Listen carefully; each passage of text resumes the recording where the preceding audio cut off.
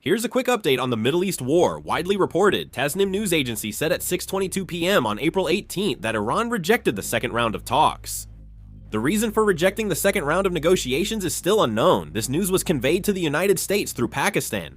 As a result, the scenario of resuming the second round of negotiations, which was expected to happen over the weekend or on the 20th, has completely collapsed. The situation where both the market and diplomatic circles were hoping for an extension of the ceasefire to buy more time has fallen apart. The reason the situation has become even more dangerous is because of President Donald Trump's remarks. President Trump has already publicly suggested the possibility of military action against Iran if the negotiations end without results by the 22nd. We'll have to wait and see what happens. The negotiations are on the verge of breaking down again. Iran's stance is also not easy to deal with. The Iranian Foreign Ministry made a very important statement regarding the Strait of Hormuz. They said that while they also want to keep the Strait of Hormuz open, it is impossible under the current circumstances. They gave two reasons for this.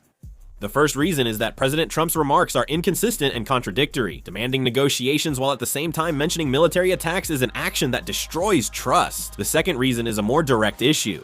The US Navy is currently maintaining de facto maritime control near the Strait of Hormuz.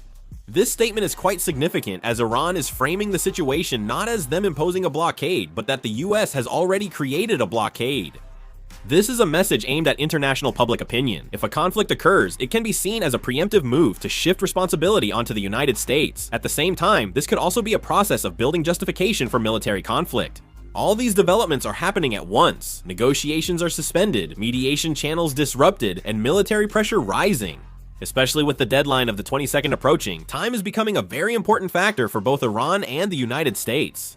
In this situation, even a small miscalculation could quickly escalate into a military conflict, so we'll have to wait and see what happens next. I'll make and upload a video if there are more updates. This concludes the video, thank you. Ja.